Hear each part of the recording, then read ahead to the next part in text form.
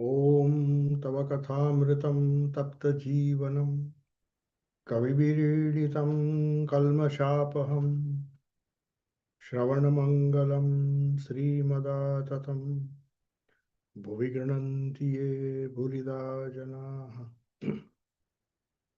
So we continue our class on the Gospel of Sri Ramakrishna. And if you remember, after a long time we had a class because I was away for about 40 days, 45 days. And one of the events which I attended was the Gospel of Sri Ramakrishna was published in Portuguese language in Brazil. So it's a huge volume and it has become immensely popular. Unfortunately, there was an edition of Gospel, but it was not translated properly because many of the words in the original Bengali Gospel, which is also known as Sri Sri Ramakrishna Kathamrita, which has been published in 5 parts originally. Though that was first translated in New York into English by Swami Nikhilananda, that was in 1942. And as you know, it was combined, all those 5 volumes in Bengali were combined into a single volume. But because Nikhilananda felt that in those days, many of the Indian terms or maybe many of the situations in Kolkata of those days, and we are speaking of 1883 now. So in 1883, the rural setting, especially even Dakshineshwar, Calcutta was quite modern because the British ruled India from there. But at the same time, uh, the Indian culture was not so well known in America in those days. It is only after Swami Vivekananda's appearance in the Parliament of Religions, he spoke about Vedanta. Some of the terms of Vedanta uh, became popular in the West. But still, Sri Ramakrishna's Gospel, you'll be surprised to know, after Max Muller's translation of some of the things, not the entire Gospel, in Oxford, this was the first major English translation, you can say, in 1942, as late as 1942. But still, Swami Nikhilananda thought that some of the terms that Sri Ramakrishna uses, they belong to rural Bengal or rural India. So they cannot be translated. That's what we will find now, because many of the examples he gave, they are typically from rural India.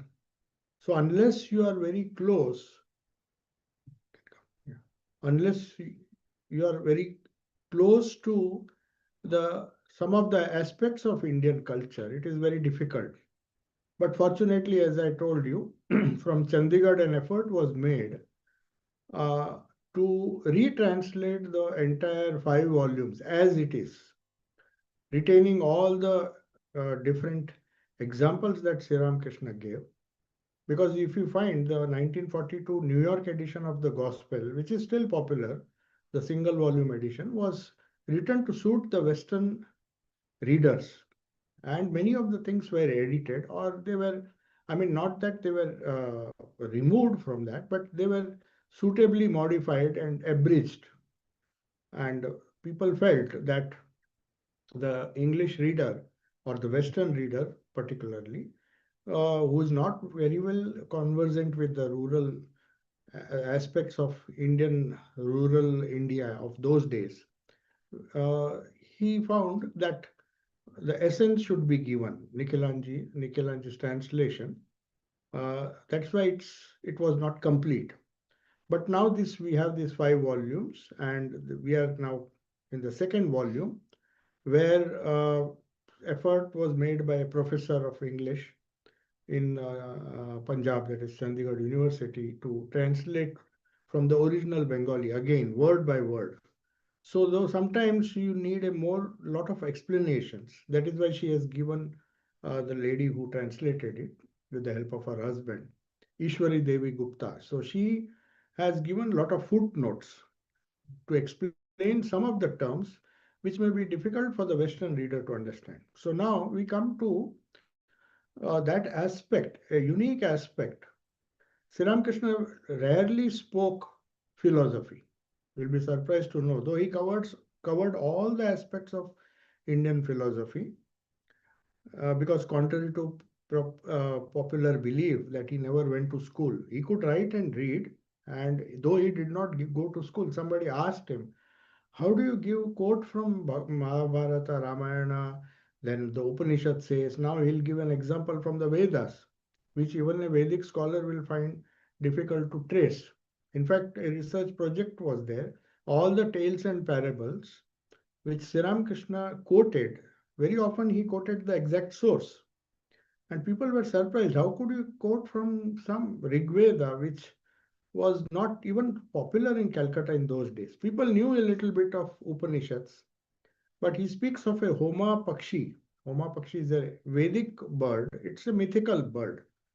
So people rarely have heard about it because they don't see that bird. But we'll see Sri Ramakrishna is giving that example. Now, he quotes from Srimad Bhagavata also. So somebody asked, some curious person, he said, you never went to school, there was no university education, obviously, what was unimaginable. He hardly went to school, though he knew to read and write. But then when they asked Sri Ramakrishna, how do you quote from so many books? You never read books.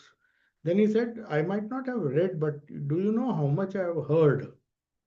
So this is one thing which devotees don't know, that right from childhood, all the people, the saints, that is a beautiful oral tradition which has been lost. It is still there in some parts of Kerala, and also many of the saints, singing saints, who Varikar is there, then there are Abhangas sung. Through that they give knowledge. So you don't need literacy to understand deep philosophical truths, the essence of the truths. We don't need to be a philosopher to understand the real philosophy, the essence of Indian spiritual culture.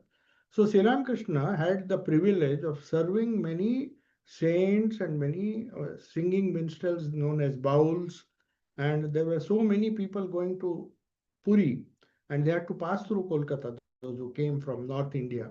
They would often stay at Dakshineshwar because Rani Rasmani had made provisions to for any holy person, whether he is a sadhu or not, any person who was holy and who was on a pilgrimage, he could stay. And his food provisions and everything and other provisions were given to these pilgrims. So when they stayed, they passed through Kamarpukur from Dakshineshwar, from Calcutta, when they went southward towards Puri, east, southeast, they used to pass through Kamarpukur. And very often, even Kamarpukur, such a small town where Sri Ramakrishna was born, had a dharmashala. Every village had a dharmashala where pilgrims can stay free of cost, and food was given to them. So Sri Ramakrishna, right from childhood, if you see, we discussed that in the Great Master, he used to go and serve these holy men.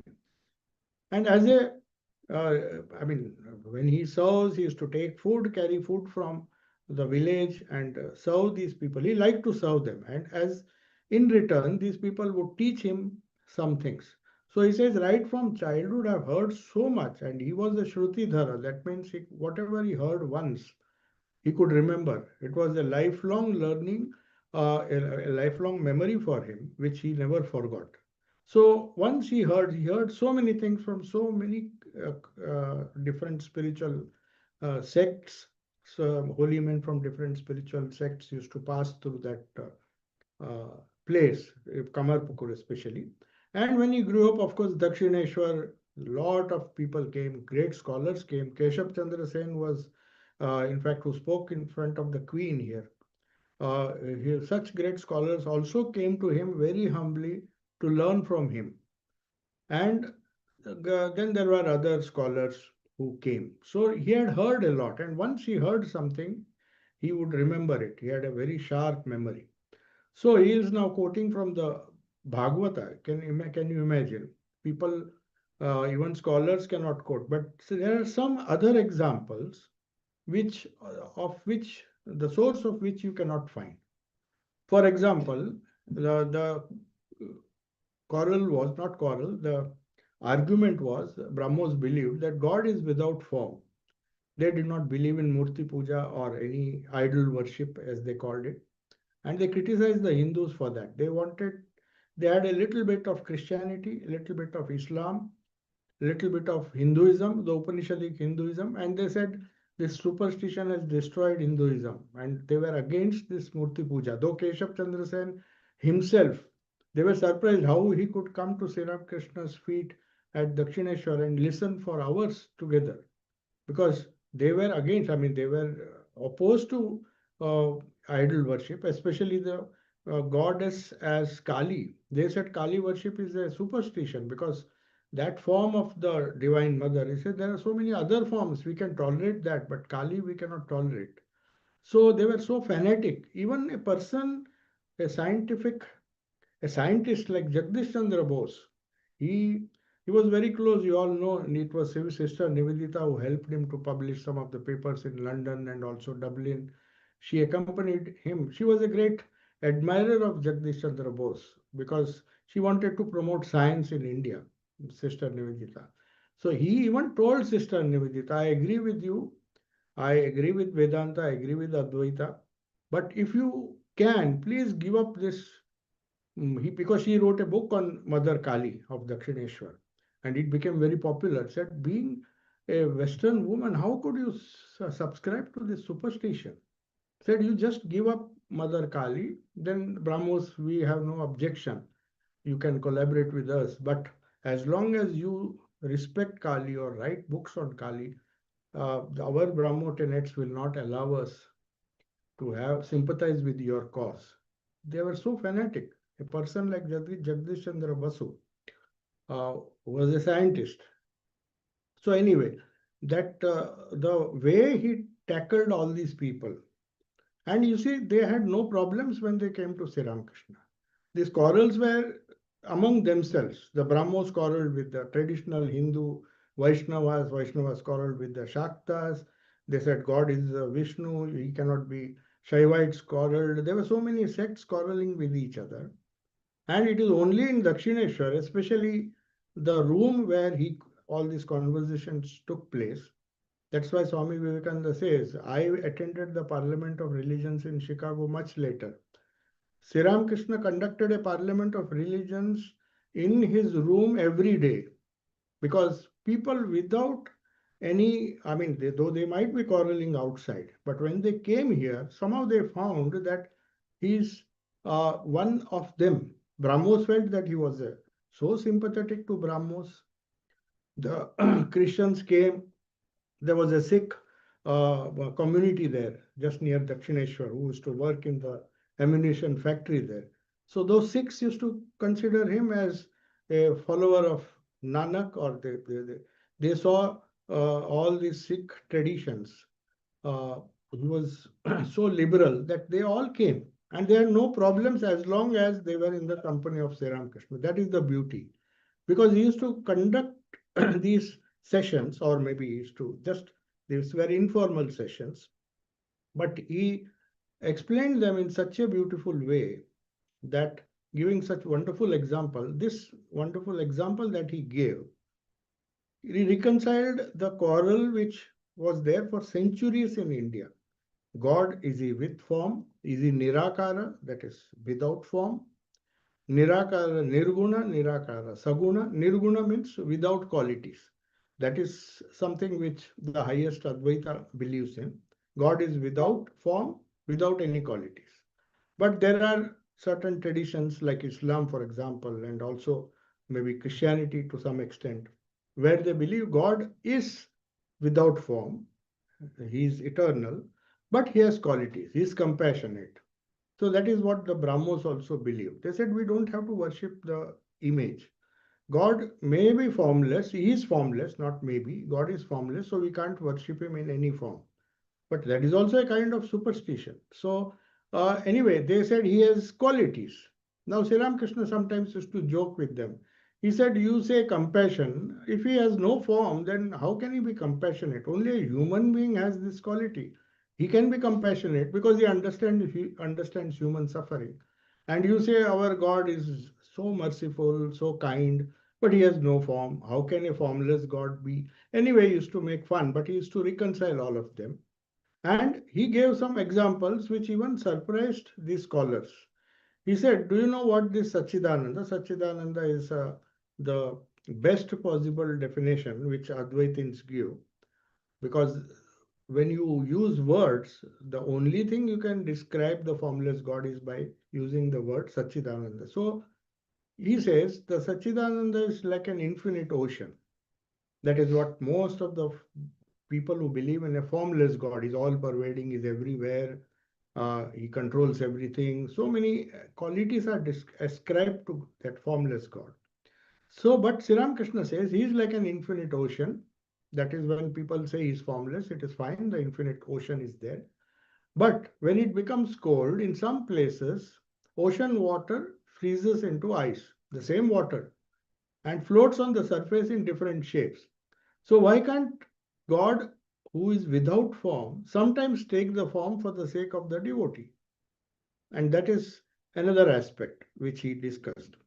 And he says, okay, that then they'll say, then he said, when the sun of knowledge or jnana comes, which happened in his own case when he practiced Advait sadhana, Totapuri, his guru, was teaching him, you meditate on the formless aspect of God. So he said, no matter how much I try, my Ma Kali always comes in that form.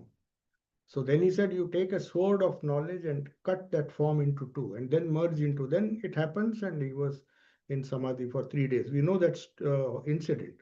So he says, when the sword of knowledge or the light of knowledge comes, the sun of knowledge shines on these icebergs, they melt and they become formless again. So they take form whenever it is cold. The cold is compared figuratively, he says, cold is like bhakti. So when you have devotion, that same formless becomes with form. If you see all the wonderful abhangas, even Tukaram's abhanga, he says, you are smaller than the smallest, bigger than the biggest. He started with the worship of Vitala in the image. So also all, Sri Ramakrishna began with the image of Kali. But as they go on progressing in spiritual life, if you see the history of all the abhangas and come to the last abhangas which he wrote, even Narsim Mehta, who wrote in Gujarati, he begins with the God with form, and then you will see the same God he sees in the fruits, he sees in the trees, everywhere he sees the same God everywhere. He's Krishna everywhere. Then even the form of Krishna vanishes. So there is a gradual evolution. Similarly, the cold of bhakti, when it is there, it affects the ocean of Satchidananda and big icebergs are formed. But the sun comes, when the sun shines brightly, the icebergs melt, and it's the same iceberg which becomes the water. So, God with form is nothing but uh, God without form frozen into big ice, in big icebergs. So, for the devotee is with form, but then how can you explain there are certain devotees who do not believe in the formless aspect? He said, you believe whatever you want to. We believe in our eternal Krishna, like they believe in Vaikuntha. And they say that for us, we don't care for this formless God. We just believe in the eternal Krishna and want to live in Vaikuntha or Swarga or with the Father in heaven, whatever goal you have in mind. They say we want to eternally live with that eternal form of Krishna. So, how to explain that? So, Sri Ramakrishna gives a beautiful example. He says it is true that most of the icebergs they melt, but though he had not visited the poles, he says, I have heard, because he had heard so much of knowledge he had.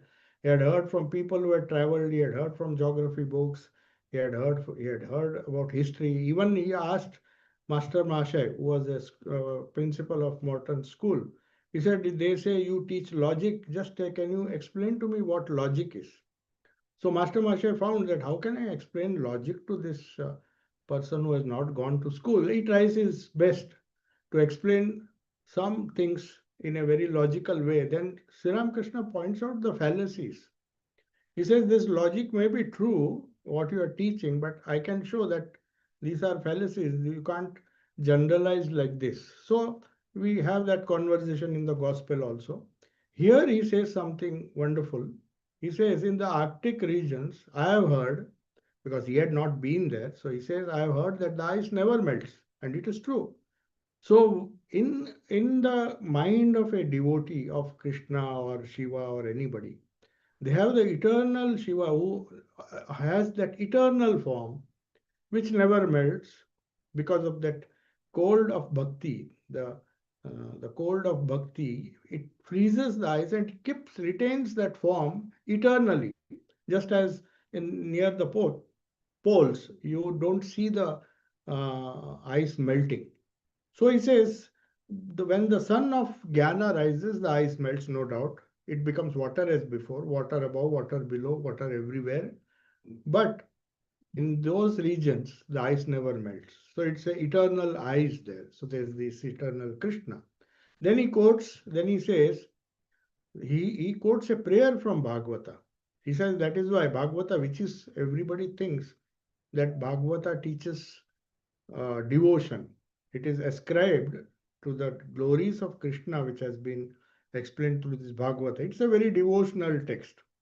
But if you see, Swami Turiyananda, a Guru Bhai of Vivekananda, once said, if you read deeply, the same Bhagavata teaches you Advaita also.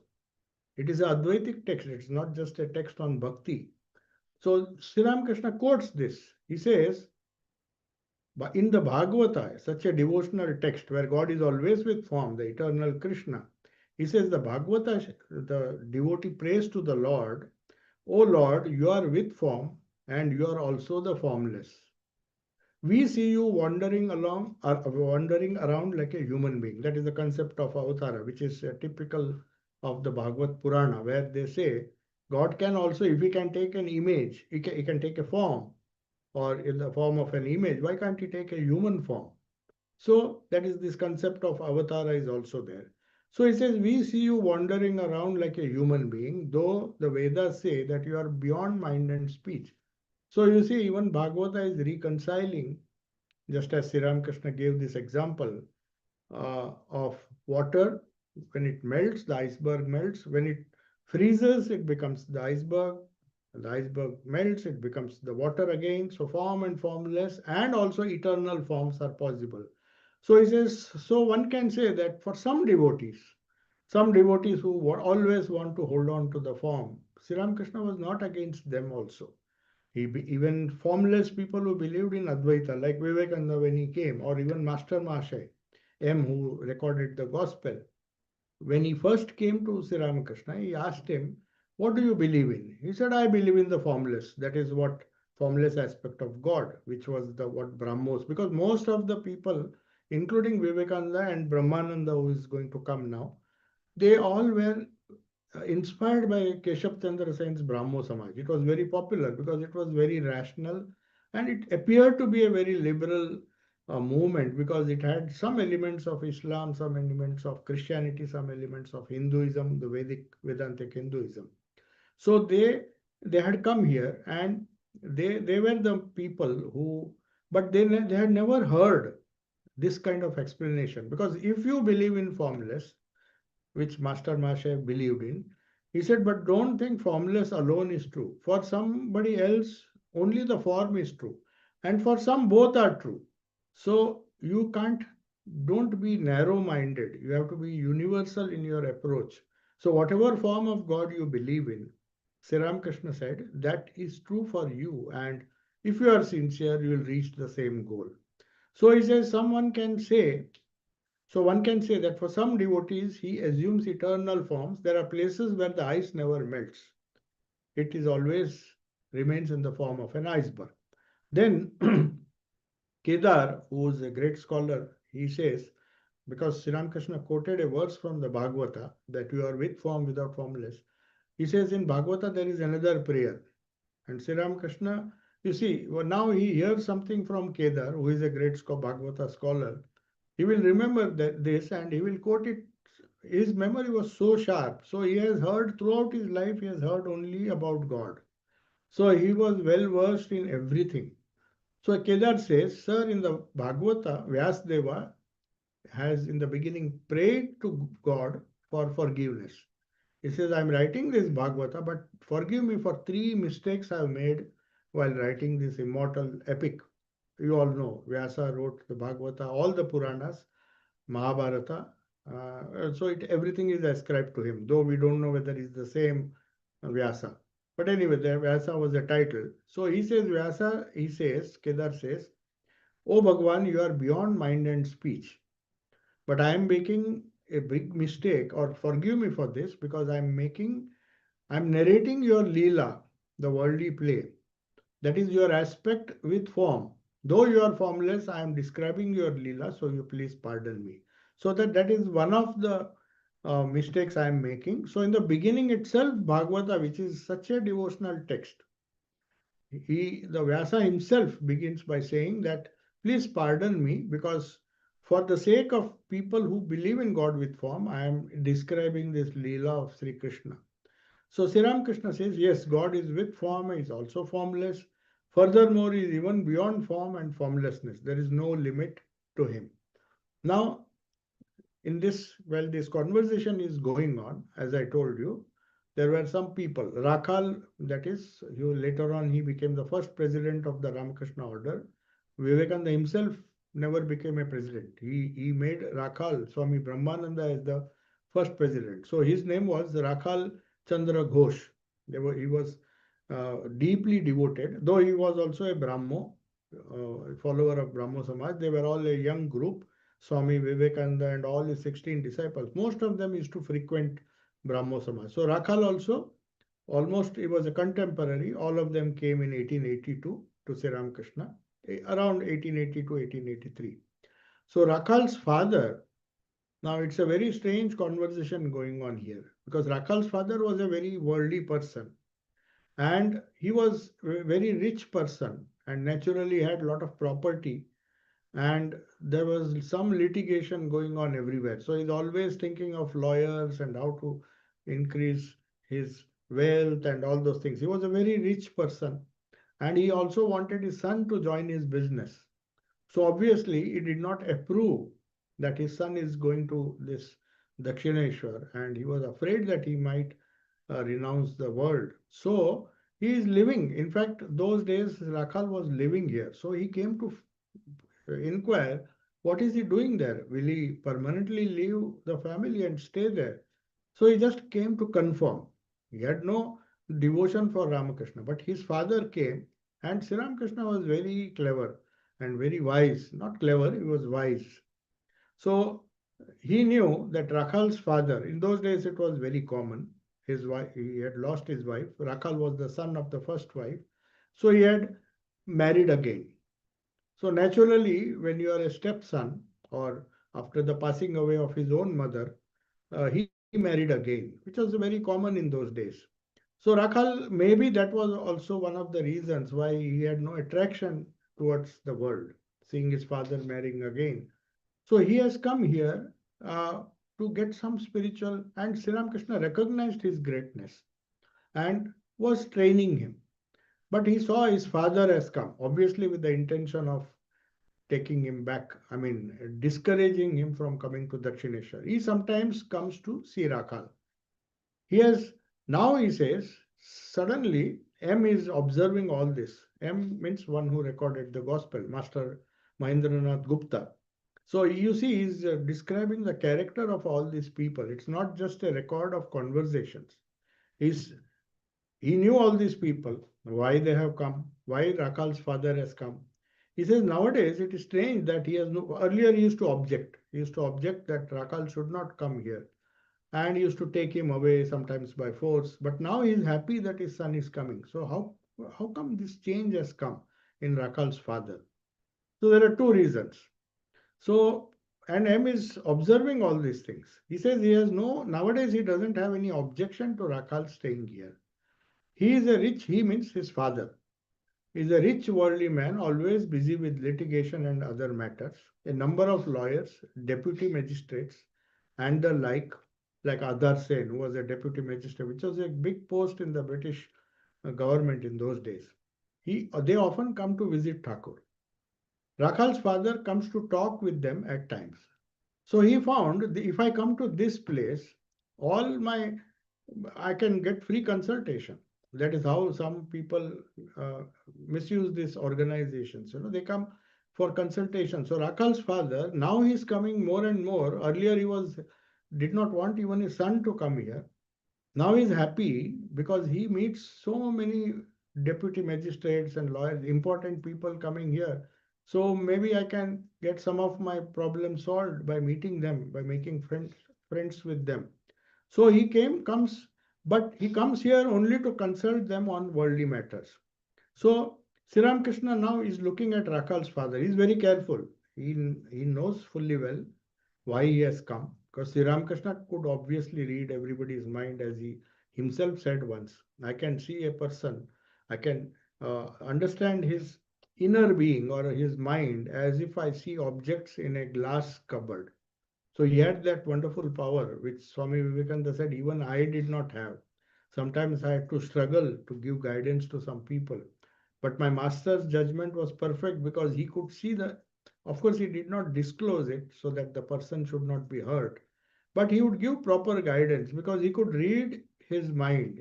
He says, the whole personality of the devotees who came was as clear as objects seen inside a glass cupboard. He said, I could see everything. So he was very polite, he didn't hurt. He knew why Rakal's father has come, either to take him away or to consult these rich people who were always. He came and found that so many important people of Calcutta I can meet here, so why not come and solve my problem here?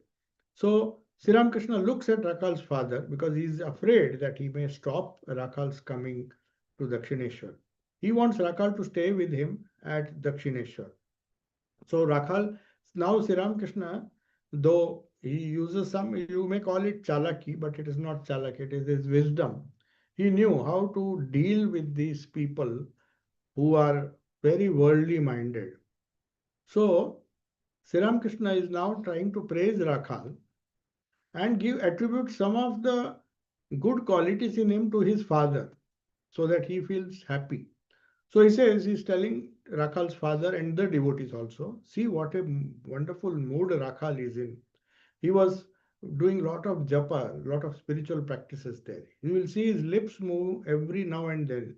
You see, he mentally repeats the Lord's name, so his lips are always moving.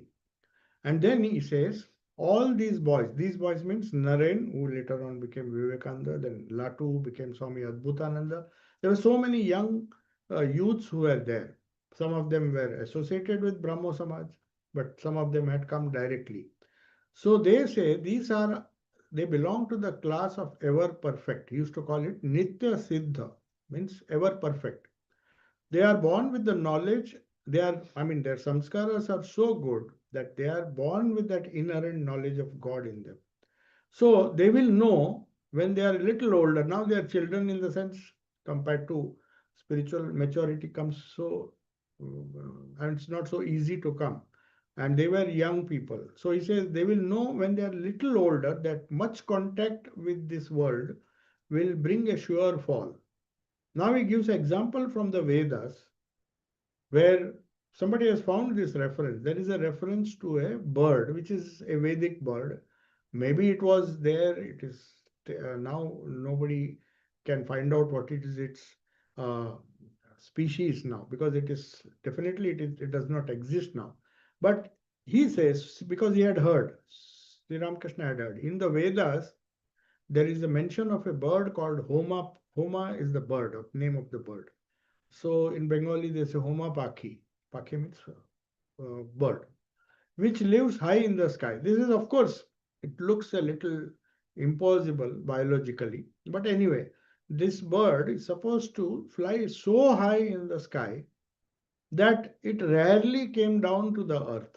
It was always, they say, it used to drink water from the raindrops directly. So it could survive for months together just flying very high. And then, to such an extent, they flew so high that even when they lay their eggs, it was not in a nest. The eggs would it lays its egg in the sky and the egg begins to fall. After some days, a young chick, it's traveling, obviously, if you go by science, it may not be possible, but this is a figurative way of explaining in the Vedic age. They say these ever perfect boys are like this Homa Pakhi. Pakhi means the bird. So when the egg hatches midway, the young one comes out and then it's about to crash on the ground below. It begins to fall. The young chick breaks out of its shell and continues to fall. But it is so high that by the time it comes down, it grows its wings, opens its eyes, and sees that I'm about to fall. Still falling, it sees that it is going to hit the earth. Falling on the ground means sure death. Seeing the earth fast approaching, the young bird suddenly swoops upward towards its mother. It has but one aim in life, to reach its mother. It has fallen down, but somehow it flaps its wings. When nature teaches that bird to fly, the young one who has just been born. And Sri Ramakrishna, it's just a figurative way of explaining who these Nitya Siddhas are. All these youngsters that you see, and that includes Rakhal. He's telling it in front of the father. They are like this little bird. They are afraid of the world from their early years. So something inside them intuitively tells them that you'll be wasting your life if you, I mean, it's entering the world is for them, for those birds. It's like crashing down and destroying themselves. They have only one concern, how to reach the mother, how to attain the Lord. So you might ask, now he's trying to praise Rakhal's father. He says, you might ask, how can they can have such jnana and bhakti because they are living amongst these worldly people like his father who is full of, obviously he's come here for business and other things and born out of worldly parents. So they are born out of worldly parents, so they had a worldly birth. So how can they become spiritual all of a sudden? Then Sri Ramakrishna gives an example. He says there is a deep meaning. If a gram, a chana, a seed of gram, that is falls on a mound of dung, it still germinates into a gram plant. It will not get spoiled. Even if it is, if whether you plant it in a good place or in a very dirty place, when it sprouts, it gives rise to a gram plant only. So how useful such a gram plant is? It has indeed fallen on a heap of dung, but does it mean that it will become a plant of some other type? It will not, it will grow according to its own nature. So there is a wonderful book by, I often refer to this book. It was written by a scientist who believed in epigenetics. We know genetics. Genetically, we try to trace our characteristics, especially the physical characteristics, to our parents and to our whole genetic heritage. So epigenetics is a new branch where say that it is not nature alone, it is nurture, how you are nurtured. So 50%, this biology of belief, that is a beautiful book by Bruce Lipton, who opposed these genetic scientists. And that is why he was exterminated literally by the genetic community because there's so much of money involved in genetic research. So naturally, if you promote something which does not support, then how can they do research? So he was literally, otherwise he would have got Nobel Prize for his wonderful work on epigenetics. He wrote a book, The Biology of Belief. So in that book, he says, literally, I've seen how the 3 trillion cells in a human body, how they react to external environment. And no matter what their genetic, maybe few characteristics like diabetes, like heart problems and other things, physical characteristics, they may inherit from their genetic lineage. But he says many of the characteristics are totally independent of where you were born. That supports this theory. Sri Ramakrishna says even if you plant a gram in a dirty place or a clean place, the same gram tree will be growing in that. It won't convert itself into beans or something else. So he says that's why here his purpose is different. He wants to tell that no doubt whatever Rakhal's father does, uh, he says there is some inherent genetic good in even in his father, though he looks like a worldly person, and he is very happy that Sri Ramakrishna has praised him. He says, see, if the seed is good, the shoots are good, the sprout will be good. Like father, like son. Of course, he was joking, but that day perhaps his father left that place very happy. Oh, my son, he has praised in front of everyone. So then he tells Girindra, who is another person who was perhaps a Vaishnava, he says, he has explained God with form and God without form so well. M is saying this to Girindra. Do the Vaishnavas believe only in God with form? So Girindra says, yes, Vaishnavas are a bit one-sided. For them, only Krishna matters, or Vishnu or Krishna matters. That's why they are known as Vaishnavas. So they are like some of the fanatic sects, not only in Hinduism or outside also, who believes. But even Sri Ramakrishna does not criticize them. He says it's like they are very keen to hold on to the God with form, whatever form they believe in. It's like just accepting the reality that there is an iceberg in the Arctic region which never melts. Why should they accept God with form? So Girindra was trying to criticize them. Perhaps he was a Brahmo. So Brahmos hated these Vaishnavas in those days. They said these people are creating a lot of superstition, doing Murti Puja, Arti, and all those things. Girindra says, perhaps they do. See, you see, they are one sided. Then Sri Ramakrishna says, well, brother, what are you talking about? And he didn't like this. In fact, Swami Vivekananda said, Sri Ramakrishna never criticized anyone in his whole life, whether they were one sided, but if they are sincere, they can worship God with form and reach the same goal as those who believe in formless God. So M tells Girindra, why do you say they are fanatic or one sided? Have you been able to understand that the eternal form of God, which is the iceberg which never melts? Then Sri Ramakrishna uh, approves of M's explanation, who corrected Girindra by saying that don't criticize Vaishnavas. You believe what you believe in. Being a Brahmo, perhaps he believed in formless God, but why do you criticize them? So now the devotees are still singing Kirtan, and in the Panchavati. Panchavati is a place near Dakshineshwar. If you have seen Dakshineshwar, in those days it was a big jungle. That is a place where Sri Ramakrishna used to go to avoid the crowd of people.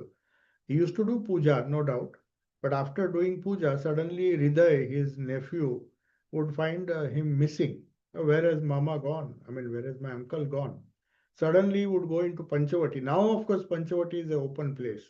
A lot of crowd is there. But in those days, Panchavati, even people were afraid to go during the daytime. It was such a deep forest there. I mean, full of trees, and it was so dark even during the day. So, but some now and then in that Panchavati, there is a big uh, structure constructed there around the tree, around the main tree. So there they used to sit and do some kirtan. Sri Ramakrishna used to sometimes take them there. Sri Ramakrishna has joined them, joined the whole group, and some of the devotees of Kali used to come. And surprisingly, even some of the Brahmo devotees, very quietly, though their rules did not permit them to join any Kali Kirtan or Krishna Kirtan of these Vaishnavas, because they didn't believe in God with form. But still, they loved the music so much. In fact, Vijay Krishna Goswami was a Brahmo preacher. He belonged to the famous Goswami family of the Vaishnavas. So Sri Ramakrishna used to make fun. No matter how much you talk of the formless God, your samskaras will bring you back to God with form. So many such Brahmo singers, though they would not sing these songs in their prayer were always on the formless aspect of God. If you go to the Brahmo, it was like a church. They worshipped just as they took a lot of ideas from Christianity. So they used to sit and sing in chorus certain prayers, just like the Christian hymns. They used to sing in chorus, but they did not approve of these Vaishnava songs of Kali, and Vaishnava songs on Krishna, and the Shakta songs on Kali. But Sri Ramakrishna deliberately used to tell them, why don't you just join the fun? Come and let us sing. So they were repeating the name of the Divine Mother with a Shama Sangit. Shama Sangit means Kali Kirtan. It is just like the Vaishnava songs, but instead of Krishna, they will be singing on Kali. Though they themselves quarreled with each other, those who accepted Kali would not accept Krishna, those who accepted Krishna. But you see the wonderful imagination of Rani Rasmani, who built that whole uh, temple complex. In the same complex, there is a big mandir temple of Bhavatarani, Ma Kali, and on the side you will see Radhakanta, that is Krishna, Radha Krishna temple, just adjacent to it. And then, of course, on the opposite side, there are 12 Shiva temples representing the 12 Jyotirlingas.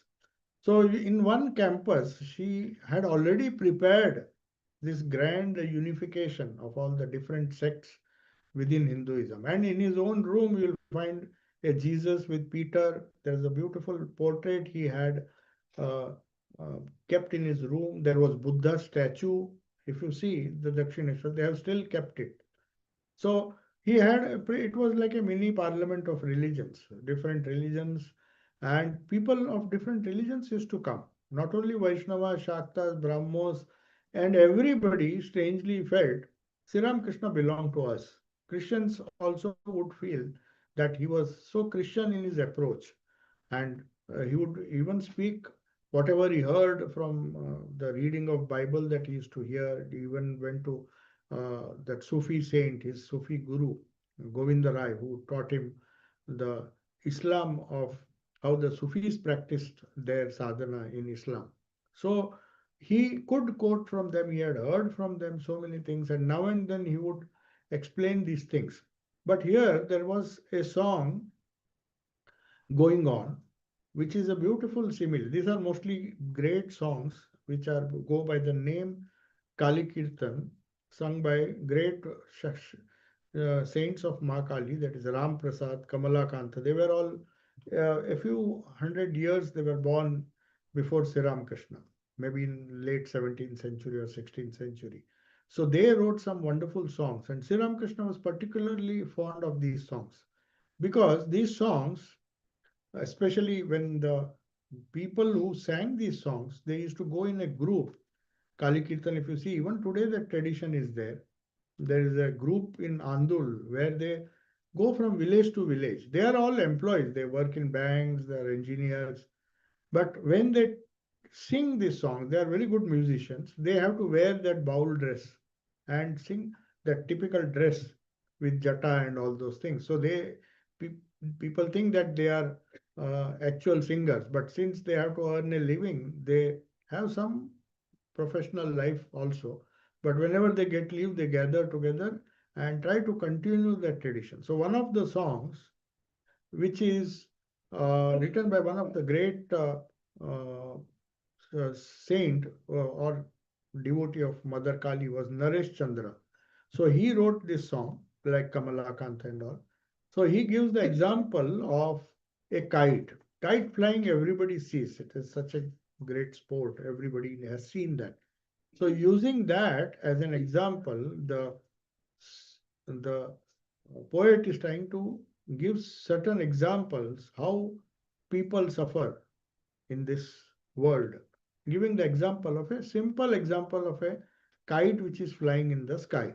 So he says, the kite of my mind is compared to a kite, was soaring high up in the sky of the feet of Mother Shama. Means by devotion, by singing her name, I managed to fly the kite so high that it was floating very nicely. We like when the kite goes in the sky and floats or maybe flies there.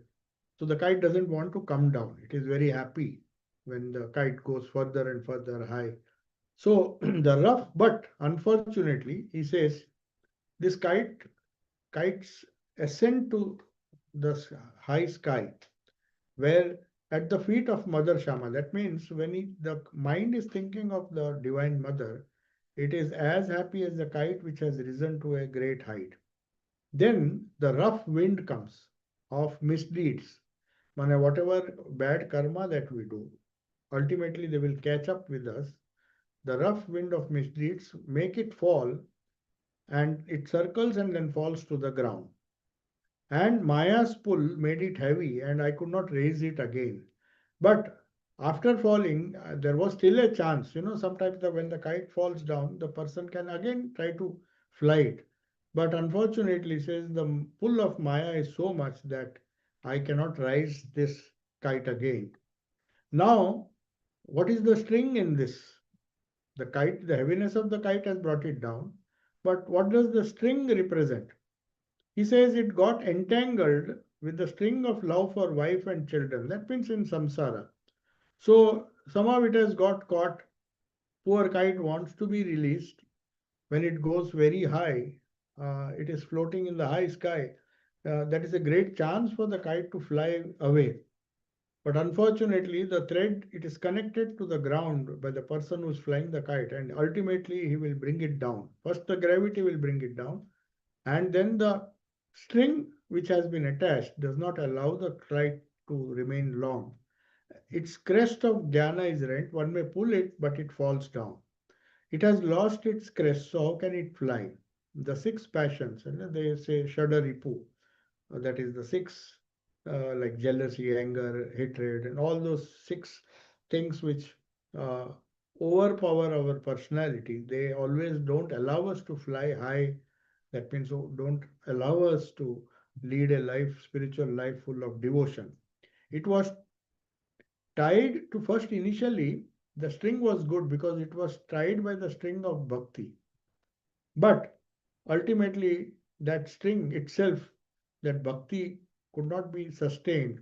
And the six passions, the weight and the entanglement which with the world, everything brought that kite down. Now, Naresh Chandra, that means the author says, "Oh, Naresh Chandra, I don't know whether I should now cry or laugh." He was laughing when the kite was flying. And then he says, "Now it has come down. So should I laugh or should I cry?" That is means he is explaining the world is such a confusing place that you do not know whether you should laugh, and there's so much of tragedy, misery going on. Along with that, a lot of joy. So we just this he says the kite, like the kite, we one moment we go up, our mind goes up, it is elated, it is full of joy, and then suddenly it goes falls down like that kite. Then Naresh Chandra tells something wonderful which points to mukti or moksha. He says, should I cry or laugh? And should I continue my flying of the kite? Or it is better not to have come to play this kite, game of kite. That means if if we have these ups and downs, I don't know, sometimes I laugh because I'm floating in the high sky. Sometimes I weep when I fall down. So is it better if I don't come? Is just keeping it as an open question. That means with the grace of mother, is it good if I don't play this game? That means is mukti the goal of life? Mukti or freedom? Any person ultimately, as Swami Vivekananda, there's a nice book, a compilation of Vivekananda's teachings, which is known as Vedanta, the Voice of Freedom. In fact, that was the first book written by Swami Chetanananda, who lives in St. Louis. So he has written many books. He has almost, he's nearly 90 now. So I asked him, how many books have you written? Till now, if you see Chetananda's books, mostly English, but few of them are in Bengali. He said, I have just completed my 50th book. All are very popular. So I asked him, which is your best book? He was reluctant to say because he has written some very nice book. God lived with them, they lived with God. And but he says, my first book perhaps is my best because he was very young at that time. And he thought that people are so confused. They read about Vivekananda, they don't get a clear picture. What was Vivekananda's ultimate goal in life? What is his ultimate teaching? Where was he pointing to? What was the central teaching of Vivekananda? So he compiled a book. He must have read the complete work so many times. Finally, he came out with a beautiful book, which is still published. It's a very popular book, especially in America. It's known as Vedanta, the Voice of Freedom. Though it is a book of There's nothing original. He has just compiled it, but he has compiled it in such a beautiful way that that was the book when we were young, when we were in college, we used to read that because that appealed to the scientific temper. If you are very logical, rational, and you don't want to accept anything, any dogma, any faith, any belief, and with a completely rational attitude, it appeals. That book, Vedanta, the voice of freedom, because there Vivekananda shows that no matter what you do, ultimately Vedanta is just a voice of freedom.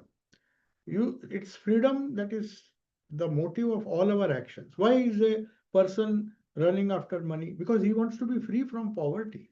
Nobody, see, Swami Vivekananda had such a wonderful idea, concept of freedom. He says freedom starts gradually. He said there's nothing wrong if a poor man tries to earn some money because he wants to be free from poverty. He wants to be free from disease. He wants to be ensure that he can live at least a peaceful, healthy life, if not become a millionaire or something like that. But even that is not happy. He wants to be still more free. He says, I am earning enough now, but maybe it is not giving me enough security. So he still has the fear. So freedom from fear of poverty, freedom from fear. Why does a person do good things? Because if he does something bad, he'll be criticized, put in jail, or maybe the society will criticize. So fear of criticism, fear of uh, censure, or fear of the going to jail will prevent him. So everywhere you will find that he wants to be free, but at the same time, this the ultimate goal that is in his mind is freedom. So this poet says, no matter because when we compare our life right from beginning, it's not always joy. He says, many times mother makes me weep, many times she makes me laugh. Then the question, he doesn't answer this question. The poet says, now you think, is it better to weep and to laugh alternately or not to play at all? If you play the game of kite, he says, sometimes it will soar high up, the mind will soar high up, then the mind will come down, collapse, and then you will be weeping and you will be laughing alternately. But is it not a good thing to be free, not to have come to play at all? Then you will solve this problem. So Thakur is now singing another song. So I think we just have 4 minutes. If there are some questions, you can. Yeah, there is another poem which is the Kamala Kanta song. So there are at least three beautiful songs. In the next class, we'll take it forward. Hmm. Pardon? Oh, Homapaki. Okay. So the question that is being asked is this mythical story. What is the lesson we can learn? Actually, there is very little to learn from that. He's just showing that. No, as I told you, this bird, obviously it appears to be an imaginary bird, but since it is mentioned in the Vedas, you see, there are many things in our scriptures which appear to be physically or almost impossible. For example, if you see Mahabharata, Ramayana, and sometimes people living for 200 years and all those things, biologically, it's not very logical in that sense. But myths are always like that. Myths, you have to consider these as teachings which convey a point. Can't take it literally. So assuming that they are not true, still it has a great truth to convey. He is just telling that these birds are very rare. In the Vedas also they say Homapaki means that bird is very rare because these are the birds who live at such a height. Normally birds will not fly so high. So it is rare. What he wanted to convey is that among all the disciples he had, he pointed out, or he could select a few of them, like Vivekananda, Brahmananda was another one of them, who were like the Homapaki. No matter how much their parents tried, So see, for example, Vivekananda's own life. So much of trouble was there. His father died when he was young. His parents were starving. He even went to Sri Ramakrishna, said, "Can you please pray to Mother Kali for me? At least let them have decent food." And because he knew that Sri Ramakrishna also knew that he has a great mission to fulfill, which will not be possible if he goes back to the world. So he comes and then he says, "I can't pray, I don't pray for these things. You yourself go." So you know all the stories. He goes to Mahakali and all those things. So what he's pointing out is to the other devotees, he's pointing out these children are like this, these young people, they are like the Huma Paki or that bird, mythical bird, whose eggs hatch in midair. They do not even touch. Falling on the earth means living in this world. According to the Bible, it is said you cannot have God and mammon at the same time. In fact, people think that Christianity is a very easy religion to follow. No, it is a very difficult religion. True Christianity, because Jesus was uncompromising. In fact, at least our Vedas, they are systematically they raise a person. They said even living in the world is fine. You give up stage by stage, purushartha, dharma, artha, kama, and then moksha. But whereas Jesus and this Bible, especially if you see the greatest teachings of the Bible, that is the Sermon on the Mount, Jesus is uncompromising. He said moksha is the only ideal. That means he says you cannot have God and mammon at the same time. That is what he says when a rich man wanted to join, seeing all the disciples of Jesus going with him. So he said, "I want to come with you." He was so inspired by Jesus's wonderful life, and so many disciples had already joined him. Most of them were fishermen. So this person was an exception. He was a very rich person. So Jesus turns to him. He said, "If you want to follow me as a disciple, you have to fulfill certain conditions." He said, "Sell whatever you have got, all the wealth that you have, and distribute among the poor, and then you come to me. If you can do that." And then he hesitates.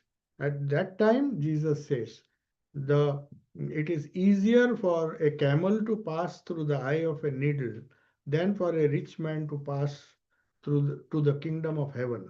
It's easier for a camel, imagine, camel to pass, means he was uncompromising, and he said, You cannot have God and mammon." He pointing to his own disciples.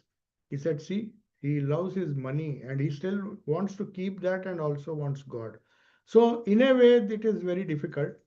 That is why Sri Ramakrishna is saying in Vedic religion, however, it is a legitimate thing. You gradually pass through different stages, grahastha, ashrama, then you go, and then slowly there is scope for everyone.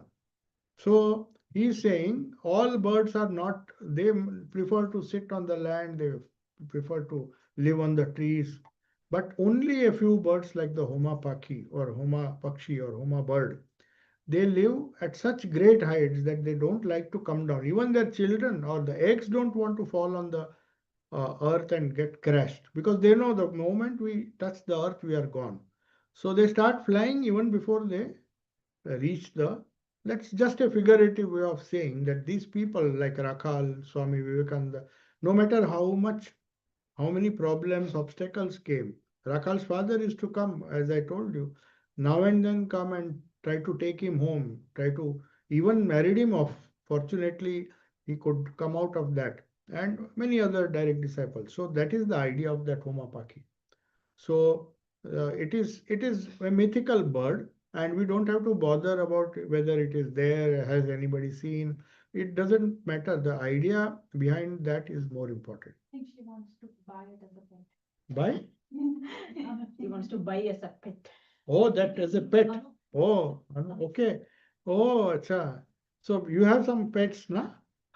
Parrots. Oh, no, no, no. You can't buy this Homapati. It will not come to the earth, and see, it will not be allow itself to be caged, because if it doesn't come to the earth, how can you catch it? Yeah. Sharon raised her hand, but she has not asked the question. Sharon. Sharon, do you want to ask a question? No, she's not here. She's online. If you have any question, you can just type it. See if I can unmute her. She can. Yeah, I couldn't. The chat was disabled, Maharaj. I just listen to the question and convey it to me. I can't hear. Can you hear me Is now? there any question, Sharon? Yes, Yes, yes, you Maharaj. can ask. So With the parliamentary religions examples which Swami Vivekananda brought so much to the world through this, and now we have a lack of these kinds of forums, this kind of Forums, yeah. interfaith communication. I actually took part in Parliament of Religions recently, but it's not the same like it was. No, obviously. They were stalwart. At least Vivekananda was a stalwart. Actually. You can't expect him to come every Parliament of Religion. But in this time, are there is the Ramakrishna mission, is it part of interfaith? Yeah, actually in 1993, which was the 100th anniversary of the Chicago, 1993. So one of our Swamis who unfortunately has passed away, Swami Varadananda, was living in the Chicago center. So he conceived of an idea, let us revive this Parliament of Religions. So he made a group, but unfortunately he resigned because it was getting too much politicized. Or I think so. I don't want to criticize, but the thing is nowadays it is so difficult to organize such a big thing. Even in those days, the idea was to establish very clearly, the organizer was very clear in his intention to show that Christianity is the most, prominent, it was no doubt dominant religion of the world. So to show that superiority, they didn't expect a person, especially from a colonial background, coming and speaking with so much of liberal thoughts. It's not that he was like an activist. Normally, people want to be activist. He was not activist in any sense of, he never hated anyone. But his liberal message was so powerful, and obviously, it was the background was from Sri Ramakrishna himself, his own life. So that created a big wave impact in those days because nobody had spoken of harmony of religions. Everybody thought my religion is the best, and it cannot be, I cannot equate my religion with others. I may tolerate others. I may tolerate, let them live, but our religion is the best. So that is the maximum liberal attitude they can have. Some will say there is no other religion. Only my religion has a right to survive. But most of the other people, now they are come to a stage where they say, okay, you also live, we also live, but I am far superior. My religion is far superior. So that attitude, if it is there, even in those days it was there, but somehow because of it was a novel message. I recently went to that hall, which is no longer there, the Art Parliament of Art Institute. It has been split into small three parts now, but the steps are there, and they have on each step they have embossed his teaching. The whole speech is there. As you ascend the steps, you see so much honor they have given the Art Institute from first step onwards. The whole first speech, it's just 3 minute speech, but that has been permanently etched on the steps. Have you seen that? You should visit. The question is, please tell her where Shabbat Katha is. Hmm? Premishananda was keen on. Pardon? Shabbat Katha. What is Shabbat Katha? No, Sharon, please tell where the Shabbat Katha is. I don't know. Premishananda was keen on this. Oh, Shaswat Katha. Shaswat, not Shavat. Okay. By who? Premishananda was keen on this volume by Swamiji. Matter for serious thought. Okay. Matter for serious thought. Yes, that is a. No, not Shaswat Katha. I'll tell you. No. It's. He pointed out certain fallacies or certain things that were practiced in India in those days, and he used to write a series of small articles in Udbodhan, which was the Bengali magazine. And yeah, that is, I think it was serialized with the name Shaswat Katha, means eternal wisdom. And there in English, it has been translated as matter for serious thought. Means you cannot always have the lighter side of religion. Sometimes in religious people should also think seriously and take religion seriously or spirituality seriously. That's the idea. Yeah, it is a nice book. So what of that? Any specific question on that? Where is Oh, that is in I don't know which volume, but it is part of the complete works of Swami Vivekananda. If you go online, there are 9 volumes. If you see the contents, it is there available online. You can get the heading is Shaswat Katha is known as Matter for Serious Thought. Yes. That is the Thank you, heading. Maharaj. I think it Thank is you. in 5th or 6th volume. You can check. Shall we close? Mm. Any more? Yeah. Om Shanti Shanti Shanti Hari Om Tat Sat Sri Ramakrishna Arpanamastu